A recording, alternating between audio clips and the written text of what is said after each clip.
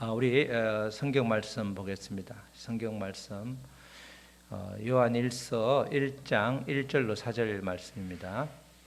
성경 말씀 요한일서 1장 1절로 4절 말씀입니다. 신약 성경 388쪽에 있습니다. 우리 한 절씩 번갈아 읽겠습니다. 태초부터 있는 생명의 말씀에 관하여는 우리가 들은 바요, 눈으로 본 바요, 자세히 보고 우리의 손으로 만진 바라. 이 생명이 나타내신 바 된지라. 이 영원한 생명을 우리가 보았고 정언하여 너희에게 전하노니 이는 아버지와 함께 계시다가 우리에게 나타내신 바 된 이시니라. 우리가 보고 들은 바를 너희에게도 전함은 너희로 우리와 사귐이 있게 하려 함이니 우리의 사귐은 아버지와 그의 아들 예수 그리스도와 더불어 누림이라. 우리가 이것을 쓰면 우리의 기쁨이 충만하게 하려 함이라. 아멘. 우리 예수 그리스도로 인하여 하나님과 소통하고 누리라. 이게 사귐과 누림인데 오늘 주제가 그 앞뒤 말을 보충하면 예수 그리스도로 인하여 하나님과 소통하고 누리라. 우리 다 같이 예수 그리스도로 인하여 하나님과 소통하고 누리라.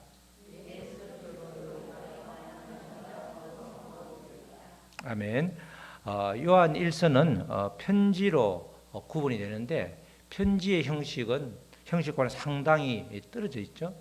우리가 보통 보면 편지 그러면 누구누구에게 그렇게 인사를 첫 인사를 하기 그렇게 시작을 하는데 요한 1서는 대상이 특정되어 있지 않습니다. 대상이 요한 1서에는 특징이 사람도 이름이 한 명도 안 나옵니다. 요한 1서는 사람의 이름이 나오지 않고 그래서 편지나 편지의 형식을 따르지 않는 그런 성경이죠. 특별히 그 대상은 특정되지 않았지만 소아시아, 그 당시에 사도 요한이 있던 그 에베소 교회를 중심으로 소아시아의 교회와 성도들에게 이렇게 보낸 거죠.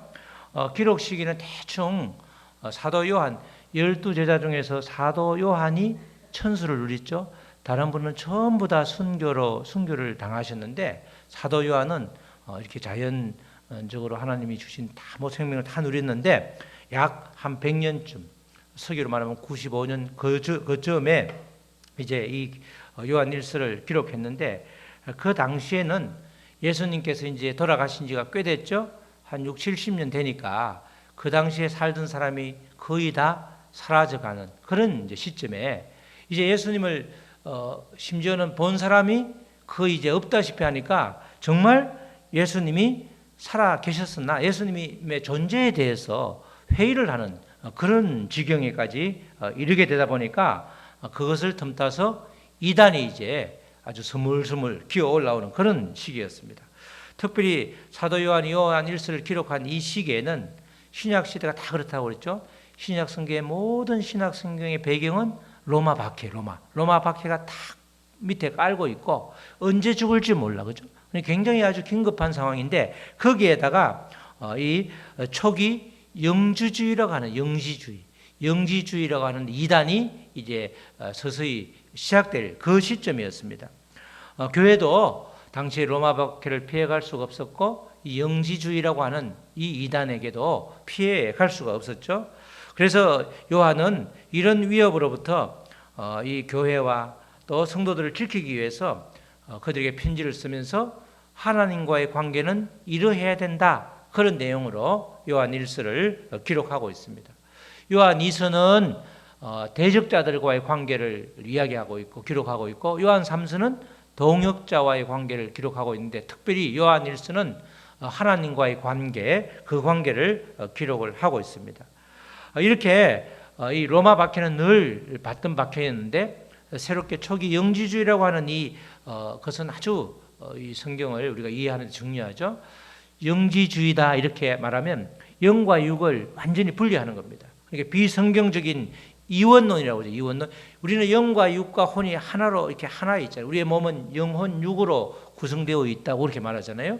그런데 사람을 볼 때 영과 육이 완전히 분리됐다. 두 개로 분리됐다. 그걸 이원론이라고 그러는데 두 개로 분리되었다. 영은 선하지만 육은 악하다. 기본적으로 그렇게 보는 겁니다. 그래서 예수님께서 육을 입고 오신 것을 부인하는 거죠. 예수님이 그 악한 육을 입고 오는 것 자체가 인정이 안 되는 겁니다. 그러다 보니까 예수님이 육을 입고 오는 걸 성육신이라고 그러잖아요. 세낱말로 성육신, 그런데 세 글자로 성육신을 부인하다 보니까 뭐가 부인되죠? 예수님의 십자가 죽으심도 부활되고, 십자가 죽으심이 부활되니까 십자가 죽으심이 부인되니까 부활도 부인되고, 부활이 부인되니까 초림 예수를 인정하지 않으니까 다시 오실 재림 예수도 인정이 되지 않는, 그러니까 완전히 이단이 되는 거죠. 이제 계속해서 이야기하다가 발전돼 가다가 소위 말해서 영지주의라는 게 이제 초기 영지주의인데, 영지주의가 진행되다 보면 예수님을 그냥 무시할 수 없으니까 예수님이 세례받을 때 영이 들어왔다가 예수님이 십자가에 못 박히기 직전에 이제 영이 떠날 때 그때 쏙 떠났다. 그게 끝이다. 그게 가짜로 잠시 왔을 뿐이다. 가현설 이렇게 말하는데, 영지주의 자체가 예수님의 십자가와 부활 그리고 재림을 인정하지 않기 때문에 우리 기독교에 말하는 근간 뿌리가 흔들리게 되는 거죠. 우리는 예수님의 십자가 죽으심과 부활, 그것이 우리의 죄와 영원한 사망을 극복했기 때문에 우리는 그것으로 인해서 정말 이렇게 영생을 사는 존재다. 이렇게 믿고 그것이 실제라고 또 우리가 믿고 따르고 있는데, 그 전체를 부인하기 때문에 영지주의에 대한 것은 굉장히 심각한 위협이 되는 겁니다. 예수님을 등지고 교회를 떠날 수 있는 그런 아주 근거가 되기 때문에 급히 사도 요한이 펜을 들어서 지금 소아시아의 여러 교회들에게, 자기 주변에 있는 여러 교회와 성도들에게 지금 그 심각성을 알리는 거죠. 영지주의라는 게 전혀 맞지 않다. 그것을 이제 말씀으로 기록해서 이렇게 증거하고 있는 것입니다. 오늘 본문 1절, 2절 말씀은 영지주의자들이 부인하는 예수님의 성육신, 그것이 사실이다. 그걸 알려주고 있죠. 우리 1절, 2절 말씀을 다시 보면, 태초부터 있던 생명의 말씀에 관하여는, 말씀 그러면 우리가 로고스라고 그러죠. 로고스. 생명의 말씀에 관하여는 우리가 들은 바요, 눈으로 본 바요, 자세히 보고 우리 손으로 만진 바라. 우리가 손으로 만질 수 있는 분이 예수님이죠. 그런데 여기서는 특별히 생명의 말씀, 태초부터 있는 생명의 말씀에 관하여는 우리가 들은 바요, 눈으로 본 바요, 자세히 보고 우리가 손으로 만진 바라, 이렇게 기록해 놓는데, 이 사도 요한이 그 당시 헬라어에 굉장히 정통했다고 그래요. 그러니까 그리스 말을 잘했는데, 원래 생명의 말씀이라고 그러면 이제 그리스 말은 다 우리가 남성, 여성, 중성 이런 거 우리는 잘 안 따지잖아요. 그런데 그리스라든가 독일 이런 데는 남성, 중성 단어에 따라서 해라고 그러면 남성인데 다른 여성이고 이렇게 성이 다 있는데, 그러니까 한 문장에 남성이면 앞뒤가 다 남성이어야 되거든요, 원래가. 그런데 헬라어에 정통한 이 사도 요한이 생명의 말씀, 이거는 남성으로 탁 써놨는데, 태초부터 있는 그 앞에 있는 말하고 들은 바요, 눈으로 본 바요, 그거는 전부 다 뒤에가 중성으로 써놨다고 그래요. 그래서 이 말은 다른 말로 이 생명의 말씀이라는 게 예수님 한 분, 예수 그 자체가 아니라 예수님과 예수님이 전한 말씀 그리고 사역, 그걸 통틀어서 복음 메시지라고 그러는데, 생명의 말씀은 복음 메시지를 의미한다, 이렇게 말할 수 있죠. 예수님이라고 그러면 손으로 만진 바인데, 예수님을 눈으로 보고 자세히 보고 들은 바요, 다 그렇게 되는 것이 아니라 생명의 말씀이라는 것은 예수님과 예수님의 사역을 통칭해서 생명의 말씀이라고 그러는데, 그렇게 생명의 말씀이 우리에게 왔고, 이제 2절이 결정적이죠. 이 생명이 나타나신 바 된지라. 이 영원한 생명을 우리가 보았고 정언하여 너희에게 전하노니, 이는 아버지와 함께 계시다가 우리에게 나타나신 바 된 이시니라. 아버지와 함께 계시다가 우리에게 나타내신 분이 누구죠? 예수님이 우리 눈으로 보이잖아. 성육신, 그 이야기를 해주는 거예요.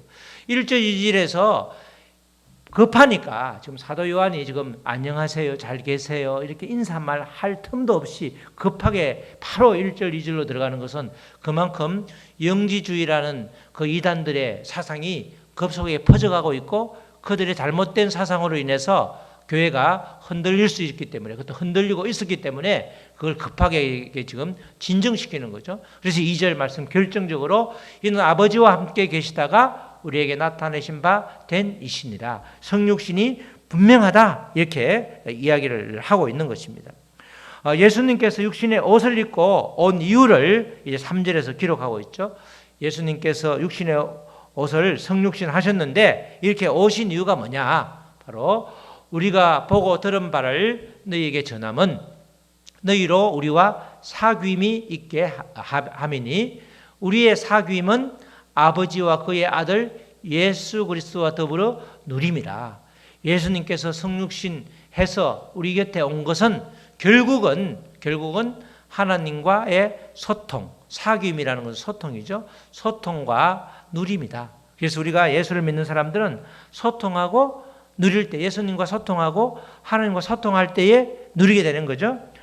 우리가 예수님이 오지 않으셨으면 하나님과의 소통 방법이 없는 거죠. 죄로 인해서 하나님과의 관계가 단절됐기 때문에 더 이상 하나님께 갈 수 있는 방법이 전혀 없었는데 예수님께서 십자가에 죽으심으로 하나님과의 그 단절되었던 관계를 회복시킨 거죠. 그러니까 요한 1서에서 하나님과의 관계라고 하는 것은 예수님으로 인하여 하나님과의 관계가 지금 회복되었다. 회복되었다 말은 자유롭게 말을 주고받는 거, 소통하는 거죠. 우리가 목석 나무와 돌 앞에서는 그들이 신을 수 없는 게 소통이 안 되잖아. 우리가 아무리 비나이다 해도 아무런 대답이 없잖아. 아무리 대답이 없고 그냥 내 혼자 열심히 힘을 쓰다가 힘이 쭉 빠지면 그제서야 이제 응답 받았다 이렇게 하고 내려오는데 전혀 아니죠. 소통이라는 것은 관계가 형성되어서 관계가 끈끈하게 연결되었을 때 그것을 소통이라고 이렇게 말을 하는 겁니다. 예수님께서 하나님의 아들로 육신을 입고 오셨기 때문에 그래서 육신을 십자가에 매달 수 있었죠. 그것도 성경대로, 우리 성경 말씀하면 성경대로 그렇게 십자가 죽으심이 가능했고 십자가에 죽으셨기 때문에 성경대로 사흘 만에 부활하신 거죠. 부활하신 후에 40일 동안 이 땅에 머무시다가 성천하시는데 그때 다시 오마 약속했잖아요. 재림을 약속한 것입니다. 그래서 우리는 지금 그 재림하실 예수님을 손꼽아 기다리고 있는 거죠. 그냥 멍하게 기다리고 있는 것이 아니라 그때는 예수님이 신랑이 되고 우리가 신부가 되기 때문에 우리가 신부단장을 하고 있는 거죠. 옛사람을 벗어버리고 새 사람이 되고 있는 거죠. 그 욱욱했던 성질을 이제 누그러뜨리면서 내가 이렇게 살아서는 안 되지, 말씀대로 살아야지, 예수님을 닮아야지, 그렇게 하면서 하루하루 변해가고 있잖아요. 그죠? 우리가 예수님을 믿지 않았을 때 하고 믿었을 때가 확 바뀌었고 또 모태신앙은 예수님을 실제적으로 만났을 때와 만나기 이전이 완전히 바뀌었잖아요. 어떤 사람은 세례받기 전과 세례받은 이후의 삶이 바뀌어졌고 어떤 사람은 예수가 그리스도임이 진실로 고백되기 전과 고백되기 후가 바뀌고 또 어떤 사람은 부활이 드디어 믿어졌다. 부활이 나를 위한 것이었다. 그것이 믿어질 때와 그 이전과 이후가 완전히 바뀌는 거죠. 이처럼 우리는 재림을 기다리면서 모두가 다 같은 방향으로 신부단장을 하면서 걸어가고 있는 것입니다. 이렇게 예수님께서는 우리를 통해서 이렇게 하나님을 사귀고 또 하나님과 누리도록 우리를 이끄시고 계시는 거죠. 이렇게 뿐만 아니라 예수님을 통해서 하나님을 누릴 뿐만 아니라 바로 하나님의 아들인 우리 예수님과도 당연히 누리게 되는 거죠.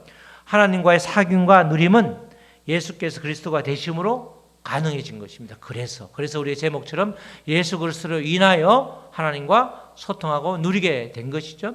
예수 그리스도가 빠지면 우리의 신앙에 예수 그리스도가 빠지면 아무것도 되는 것이 없는 것입니다.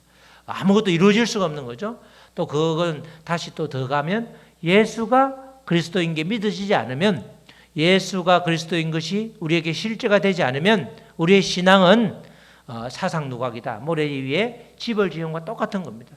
그래서 신천지나 다른 이단이 성경 공부를 좀 하자 이렇게 말하면 바로 귀가 쏠려서 쏙 따라가잖아요. 그런데 정말 듣도 보도 못한 이야기를 하면 신천지에는 이만희가 예수님이잖아요. 그죠? 재림 예수잖아. 그런데 맨 처음에는 바로 그렇게 노골적으로 이야기 안 하다가 푹 빠지면 이제 그때에서 비로소 이만희가 재림 예수니까 완전히 이단임에도 불구하고 전혀 이단 같지 않은, 완전히 그것을 지키는 것이 생명을 지키는 것인 것처럼 그렇게 살아가고 있잖아요.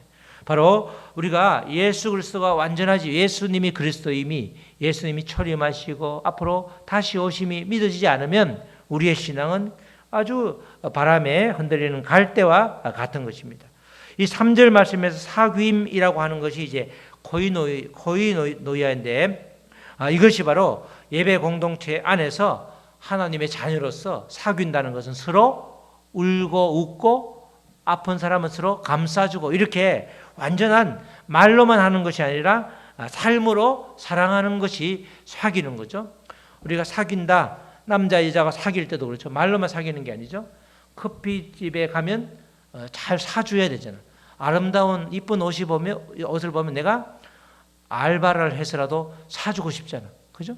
말로만 저거 예뻐 보인다, 가자, 이렇게 아이 쇼핑만 하는 것이 아니라 이렇게 뭘 사주고 싶고 시간을 내고 싶고 막 자기의 있는 걸 주고 싶잖아요. 그게 사귐이죠. 사귐. 마찬가지로 우리가 하나님과 소통하고 사귄다, 또 예수님과 소통하고 사귄다 이렇게 말하는 것은 시간을 내어서 우리가 말이 아니라 삶으로 서로 나누는 겁니다. 지금 우리가 세보진 않았지만 이 요한일서 1장에는 우리라는 말이 굉장히 많이 나옵니다.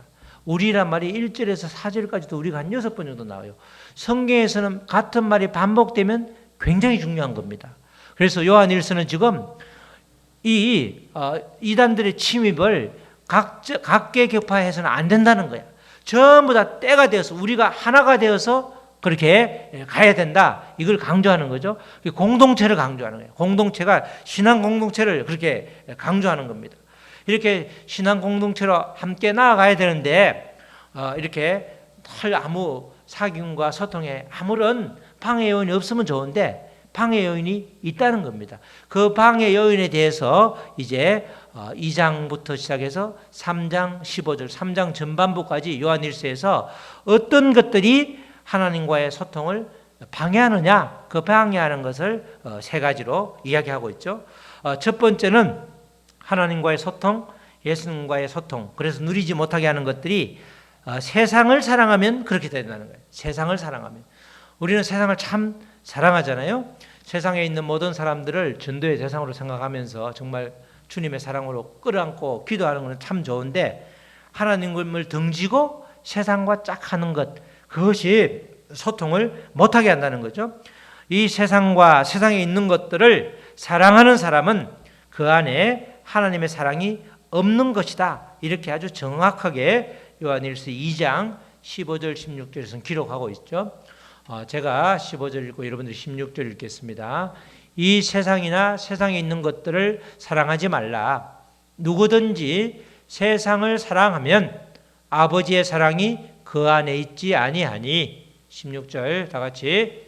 이는 세상에 있는 모든 것이 육신의 정욕과 안목의 정욕과 이생의 자랑이니 다 아버지께로부터 온 것이 아니요 세상으로부터 온 것이라. 아멘. 세상에 있는 모든 것을 한 구절로 요약한 말씀이 16절이죠. 세상에 있는 모든 것이 무슨 것을 어떻게 표현할 수 있느냐. 구체적으로 육신의 정욕, 안목의 정욕, 이생의 자랑. 그것이 세상에 있는 모든 것이. 세상에 있는 모든 것, 우리가 하나님과 상관없이 살아가고 있는 우리의 삶의 모든 것을 저렇게 세 가지로 분류할 수 있다는 거예요. 육신의 정욕을 위해서. 그죠? 안목의 눈에 뭐가 보고 이렇게 아주 그런 눈의 즐거움을 채우는 것. 또 이생의 자랑. 이것도 잘하고 이것도 잘하고 예수님 빠진 모든 우리의 삶을 딱 이렇게 세 가지로 나누면 육신의 정욕, 그다음에 안목의 정욕, 이생의 자랑인데 이것은 다 하나님께로부터 온 것이 아니요 세상으로부터 온 것이다. 세상으로부터 온 것이다. 이렇게 말하죠. 세상으로부터 온 것에 푹 빠져 있으면 하나님과의 소통이 불가능하다. 이렇게 말하는 겁니다. 그렇기 때문에 이것에 빠지면 정말 단숨에 사탄의 먹잇감이 되기 때문에 우리가 성도는 또 세상을 사랑하지 말고 하나님의 뜻을 잘 행하는 데 힘써야 된다. 이렇게 성경은 말씀을 하고 있죠. 그러니까 이 세상을 사랑하는 것, 그것이 바로 우리가 하나님과의 사귐을 절대적으로 방해하는 요소라는 거예요. 내가 하고 있는 것이 하나님에 빠진, 하나님이 항상 있으면 괜찮은데 하나님이 완전히 빠진 채로 내가 자랑을 하고 있지 않는지. 내가 자랑 어깨가 으쓱거리고 좋은데 자랑을 실컷 하는데 한참 하다 보니까 하나님이 전혀 없고 하나님이 하셨다, 하나님이 도와주셨다는 일말의 말도 없고 전부 다 내가 한 거야. 그거는 전혀 소통이 안 되는 거죠. 그렇게 우리의 삶, 우리가 자랑을 해도 마찬가지고 하나님께 영광을 돌리고 우리의 모든 간정이 하나님께 영광을 돌리는 것이면 괜찮은데 그렇지 않으면 바로 이것들이 하나님과의 사귐을 힘들게 한다. 이렇게 볼 수 있다는 거죠. 두 번째로는 적 그리스도를 경계해야 된다. 적 그리스도가 하나님과의 사귐을 방해한다는 것입니다. 요한일서 2장 22절 말씀인데 거짓말하는 자는 누구냐? 거짓말하는 자가 누구냐? 이제 요한이 묻는 거죠. 성도들에게 다시 일깨우는 겁니다. 예수께서 그리스도임을 부인하는 자가 아니냐? 결국 영지주의자들을 지칭하는 거죠. 아버지와 아들을 부인하는 자는 그가 적 그리스도다. 그죠? 아버지와 아들을 부인한다. 그게 바로 적 그리스도라는 겁니다. 적 그리스도는 하나님과 예수 그리스도를 부인하는 자가 적 그리스도죠. 우리가 적 그리스도 그러면 굉장히 무서워하는데 우리가 생각할 때 적 그리스도 그러면 성경 중에서 어디에 제일 많이 나올 것 같아요? 요한계시록에 많이 나올 것 같죠? 근데 요한계시록에 적 그리스도란 말이 하나도 단 한 말도 적 그리스도가 안 나옵니다. 아주 우리는 보통 생각할 때 그런데 근데 적 그리스도 그러면 굉장히 두렵다는 생각이 들거든요. 그런데 실제로는 적 그리스도는 전혀 두려운 존재가 아니라는 겁니다. 단순히 우리가 지금 여기서는 적 그리스도가 영지주의자를 말하는데 그들은 육체로 오신 예수 그리스도를 부인하고 지극히 육신은 악한 거기 때문에 신경 쓸 필요가 없는 거예요. 우리가 한번 구원을 받았으면 영이 구원을 받았기 때문에 육신은 아무 상관이 없는 거예요. 그래서 육신은 마음대로 쾌락을 누리게 되고 육신은 마음대로 내돌려도 아무런 그게 죄가 되지 않는 거예요. 그렇게 아주 비윤리적이고 비도덕적인 삶을 살았는데 이들이 이 당시에는 적 그리스도였고 또 우리가 예수님이 나의 죄를 위해서 십자가에 돌아가셨음이 믿어지지 않아서 도대체 예수님이 믿어지지 않는다. 그러면 여전히 우리는 예수님과 하나님께 대항하는 세력으로 남아 있게 되는 거죠. 그게 바로 넓은 의미에서 적 그리스도라는 거예요. 예수님을 인정하지 않는 것, 그죠? 예수가 그리스도인 게 인정되지 않는 것, 그리고 하나님이 도대체 살아계시는지 있다고 하는데 나하고 무슨 관계가 있는지 전혀 이렇게 그런 관계가 형성되지 않았다고 그러면 그것이 하나님과의 소통을 방해하는 것은 당연한 거죠. 관계가 맺어지지 않았는데 어떻게 소통이 되냐고. 사귀지도 않는데 지나가는 사람의 행인들에게 사귀는 사람처럼 갑자기 옷 사줄까 그러면 한 대 맞는 거죠. 이상한 소리를 듣는다는 겁니다. 이렇게 우리가 하나님의 소통을 또 사귐을 방해하는 것은 하나님을 부인하는 또 그리스도를 부인하는 적 그리스도일 때에 이렇게 관계가 형성되지 않는다는 겁니다. 제일 중요한 것은 우리가 죄가 하나님과의 관계를 가로막는다는 거죠. 우리는 하나님과 교제할 수 있는 근거로 바로 화목 제물로 죽으신 예수 그리스도죠. 우리가 하나님과 교제하고 사귈 수 있는 아주 결정적인 근본적인 근거가 되고 이유가 되는 것은 화목 제물로 예수님께서 몸을 불태워서 몸을 십자가에 못 박혀서 돌아가신 것, 그것 때문에 우리가 하나님과의 교제가 가능해진 것이죠. 영주주의자들은 이것을 부인했기 때문에 성육신 자체를 부인했기 때문에 당연히 하나님과의 관계가 올바로 형성되지 않은 것입니다. 예수님의 십자가 죽으심 없이는 아무도 제사함을 받을 수 없는 거죠.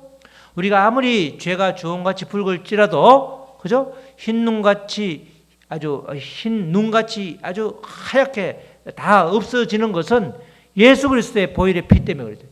예수 그리스도의 피는 그냥 손톱깎다가 흘린 피가 아니라 십자가에 못 박혀 죽으심으로 싸그리 다 물과 피를 완전히 쏟으신 그 피로 인해서 우리가 완전한 죄사함을 받았기 때문에 우리는 예수님의 십자가 죽으심은 우리에게 절대적으로 예수 그리스도 그러면 반드시 그게 없이는 설명이 안 되는 거죠. 죄는 하나님과의 소통에 결정적인 장애 요인이 되는 겁니다. 우리가 사람과 사람 사이에서도 죄를 지면 부부 사이에도 그렇고 자녀 이게 부자와 부모와 자녀 사이도 그렇죠. 어릴 때 보면 뭐 잘못한 게 있으면 어머니가 부르면 가도 들킬까봐 아니면 조마조마해서 눈을 못 들잖아요. 계속 눈을 끼리고 있잖아요. 그죠? 부부 사이에도 서로가 힘들고 어려우면 아니면 남몰래 죄를 진 게 있으면 눈을 똑바로 못 보잖아. 똑바로 보는 사람은 대단한 사람이죠. 간 큰 사람이 간 큰 사람. 절대로 똑바로 못 보는 거야. 괜히 눈을 피하든지 아니면 이렇게 한단 말이죠. 그런데 마찬가지로 우리가 하나님과 사이에 이제 온전히 해결됐지만 여전히 죄 가운데 있으면 이렇게 많이 쳐다볼 수가 없는 거죠. 그렇기 때문에 우리는 죄가 있으면 반드시 주님께 고백해야 되는 거죠. 고백하면 우리 사람들은 고백하면 죄를 자백하면 바로 이 범죄의 구속요건이 되면 바로 감옥 가는 그런 세상은 이 세상이고, 하나님께는 아무리 큰 죄를 지을지라도 자백하면, 스스로 고백하면 어떤 죄라도 용서하지 못할 게 하나도 없는 거예요. 하나도. 그래서 우리는 근본적으로 죄를 짓게 되면 자꾸 하나님께로부터 도망가잖아요. 그런데 성경은 아니죠. 죄를 지을수록 계속해서 나에게 오라는 거예요. 오라. 어떤 다른 것도 없다. 오라. 깨끗하게 해주겠다. 용서해주겠다. 그렇게 말씀을 하시는 겁니다. 요한일서 1장 9절이 그 말씀이죠. 1장 9절에 만일 우리가 우리 죄를 자백하면, 우리 죄를 스스로 고백하면 그는 미쁘시고 의로우사 우리 죄를 사하시며 우리를 모든 불의에서 깨끗하게 하실 것이요. 이렇게 말씀하죠. 원래 우리가 가장 큰 죄는 예수님을 믿지 않은 죄였죠. 예수 그리스도를 믿지 않는, 예수님을 부인하는 것이 가장 큰 죄고, 그래서 우리가 나 죄 지은 게 별로 없다, 이거는 거짓말이죠. 예수를 믿지 않는 것 자체가 죄이기 때문에, 가장 큰 죄이기 때문에 예수 믿지 않는 사람은 지금도 여전히 죄 가운데 있는 겁니다. 죄에 푹 빠져 있는 거죠. 왜냐하면 예수님이 없다라고 예수님을 부인하기 때문에. 그리고 예수 믿는 우리들은 이제 그런 큰 원죄는 없어졌지만, 완전히 사라졌지만 계속해서 스스로 짓고 있는 자범죄라고 그러죠. 그거는 하나님과의 관계를 계속해서 소통하지 못하게 하는, 이제 관계는 열려 있는데, 관계는 형성되어 있는데 내 안에 있는 진심을 말하기가 곤란한 거야. 죄 때문에. 그런 죄가 있으면 완전히 자백하면 완전히 사하시고 모든 불의에서 깨끗하게 해 주신다는 거죠. 이런 죄의 문제가 주님 안에서 고백되어지고 용서받을 때 다시금 하나님과의 소통이 이루어지는 거죠. 우리가 하나님과의 소통이 이루어질 때 어떻게 되죠? 하나님과의 소통이 이루어지고 하나님과의 사귐에 전혀 문제가 없을 때 우리는 충만하게 되는 거죠. 그게 이제 1절 4절 말씀입니다. 1절 4절 말씀에 다 같이 시작. 1절 4절 우리가 이것을 쓰면 우리의 기쁨이 충만하게 하려 함이라. 하나님 또 예수님과 소통하고 누리게 되면 주님 안에서 기쁨이 충만해지는 거죠. 이걸 참 기쁨이라고 그러잖아요. 우리가 예수님과 누림이 없고 사귐이 없고 소통이 없으면 참 기쁨이 없죠. 아무리 물질이 많아도, 그죠? 여전히 불안하고 두려울 수 있는 거죠. 물질이 기쁨을 다 100% 보장해 주진 않잖아요. 물질이 없으면 불편하고 때로는 너무너무 힘든 경우가 많지만, 그러나 물질이 많이 있다고 해서 너무너무 이 땅에서 이런 행복은 내가 처음 맛봐 이러면서 하루 이틀은 맛볼 수 있었지만 그것이 영원토록 우리가 이 세상 끝날까지 그렇게 행복하지는 않죠. 전혀 않은 것입니다. 그렇게 말하면 내가 물질이 있어 보고 그런 말을 하면 좋은데 안 있어 봐서 모르겠다. 있어 본 사람들이 그렇게 말하면 우리가 믿는 게 나은 거예요. 우리에게 허락되지 않은 그 어마어마한 물질을 잡으려다가 평생 쫓아다가다가 넘어지다가 볼일 다 봐. 그냥 나한테는 엄청난 물질은 안 주셨구나. 먹고 살 만큼만 주셨구나. 그렇게 우리가 생각하고 사는 게 훨씬 더 편한 거죠. 우리의 참 기쁨은 예수 그리스도, 그분이 참 기쁨의 원천이 된다는 거죠. 무엇이 가장 뿌리가 되는가? 그 뿌리를 없애면, 병도 뿌리를 없애면 병이 없어지잖아. 그렇지만 우리도 기쁨의 뿌리가 흔들리면 우리 기쁨도 흔들리는 거예요. 우리의 기쁨의 뿌리는 예수 그리스도죠. 예수 그리스도가 나하고 나를 위해서 죽으시고 나를 위해서 부활하셨고 지금도 나를 기다리고 지켜주고 계신다. 이게 확신이 되면, 믿어지고 삶에서 실제가 되면 우리는 전혀 그 다른 잔잔한 것을, 아주 조그마한 것으로 흔들릴 이유가 전혀 없는 겁니다. 잠시 잠깐 낭망할지라도 예수 그리스도가 나의 주님이라는 게 고백되어지고 다시금 깨달아지면 우리는 다시 기쁨을 바로 회복할 수 있는 거죠. 이처럼 요한은 우리라는 그 이야기를 계속해서 반복하면서 정말 이 영지주의에 대항해서 신앙 공동체로서, 이렇게 예배 공동체로서 하나님의 사랑을 서로 나누는 그런 관계를 형성해라. 하나님과의 관계가 그렇게 온전해지면 전혀 어떤 이단이 와도 아무런 흔들림이 없게 되고, 로마의 박해가 온다 할지라도, 또 우리에게 환난과 고통이 온다 할지라도 우리에게 그것은 잠시 잠깐 우리에게 고통은 될지언정 우리의 영생은 전혀 방해하지 않는다. 그런 말씀을 하고 있는 것입니다. 우리 사랑하는 성도 여러분, 하나님과 예수 그리스도와 소통하고 누리기 위해서는 반드시 죄를 자백하고 나아가야 하는 것입니다. 내가 죄인임을 깨닫고 고백하는 것, 그것이 주님을 누리는 데 있어서 가장 중요한 것입니다. 우리가 겪는 가장 큰 죄, 내가 이제까지 지었던 가장 큰 죄는 하나님을 부인하고 예수님이 그리스도임을 믿지 않는 것, 그것이 가장 큰 죄죠. 하나님은 우리를 자녀 삼아 주셨잖아요. 우리가 하나님의 자녀, 이 말도 굉장히 많이 나오는 것 같은데 성경을 찾아보면 한 11번, 구약 성경 신명기에 딱 한 번 나오고 신약 성경에는 한 10번 정도밖에 안 나옵니다. 그 중에서 5번, 5번 정도가 사도 요한이 이야기하는데, 요한복음에 한 3번, 요한 1서에 한 2번 이렇게 나오더라고 보니까, 이 하나님의 자녀, 사도 요한이 말하는 하나님의 자녀는 친자녀. 그런데 또 신약 성경에 누가와 바울도 하나님의 자녀라고 그러는데, 그때 자녀는 양자, 휘어스 되어라고 그러는데, 우리가 양자로서 말하는데, 이 요한은 우리와 지금 하나님의 자녀로서의 하나님과의 관계를 말할 때 하나님의 친자녀, 친아들, 딸로 우리를 그렇게, 우리의 관계를 그렇게 규정하고 있는 거예요. 요한이 말하는 것은 하나님과 굉장히 이렇게 친밀한 거죠. 우리 양자는 그렇죠. 양자는 법적으로 어머니 아버지이기 때문에 친아들은, 친아들, 딸들은 정말 저렇게 엉망진창인가 이래도 다 품죠. 끝까지 품단 말이에요. 양자는 얘는 도저히 내 아들, 딸로 인정될 수 없다라고 하면 어떻게 돼요? 파양해버려. 더 이상 법적으로 그냥 너하고 나하고 남남이야. 그런데 요한은 지금 우리를, 하나님과 우리의 관계를 도저히 끊을 수 없는 친자녀로 우리를, 하나님과의 관계를 딱 맺는 거예요. 우리가 하나님의 자녀다. 우리는 모두가 다 하나님의 친아들, 친딸이다. 그러니까 소통을 하는 것은 너무나 당연하다. 안타까움에 영지주의자들에게 넘어가는 그 믿음의 사람들이라고 하는 사람들을 보면서 안타까워서 그렇게 이야기하고 있는 거예요. 우리에게도 동일한 거죠. 우리도 예수 그리스도 인하여서 예수 그리스도의 십자가 죽으심과 부활하심, 그걸 복음이라고 그랬잖아요.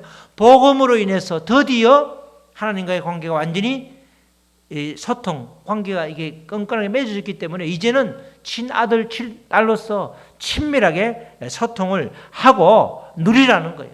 그럴 때에 참 기쁨이 있다는 거죠. 그래서 우리는 늘 내가 하나님과 소통이 되고 있는가?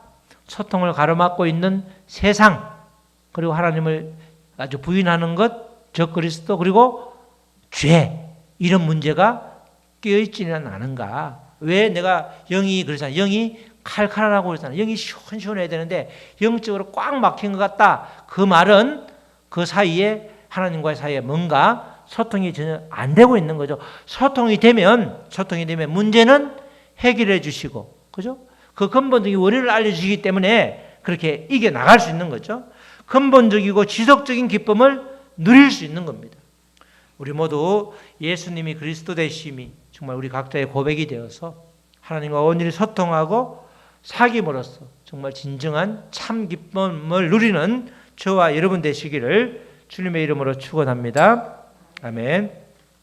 우리 찬양하시고 우리 말씀 붙들고 기도하시겠습니다.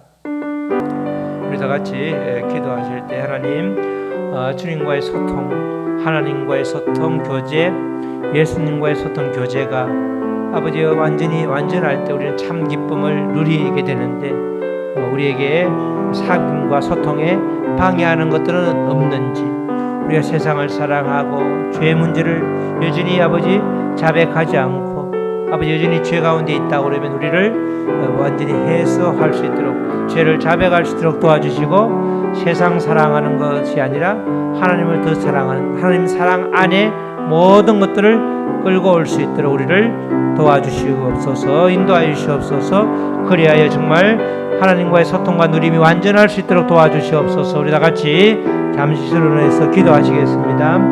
하나님 아버지 감사합니다. 아버지 감사합니다. 정말 아버지 그 당시에 사도 요한 당시에 아버지 영지주의가 아버지 세력들이 세력화되어서 서서히 아버지 교회를 아버지 침입해 들어오고 있을 때, 성도들을 아버지 무너뜨리고 있을 때 사도 요한은 아니다 아버지 예수 그리스도께서 십자가에 죽으셨고 부활하셨다는 것은 역사적인 사건임을 아버지 알고 아버지 그 사람들에게 그것을 전하였습니다. 결국 그리하여서 아버지 모든 죄의 문제, 또 세상의 문제, 또 아버지 여러 가지 아버지 적그리스도의 문제가 해소됨으로써 하나님과의 소통이 완전해지고 그 사귐이 온전해질 때 참 기쁨을 누리고 영생을 맛보게 됨을 아버지 설파하였습니다. 아버지 기록된 말씀을 통해서 우리는 깨닫습니다.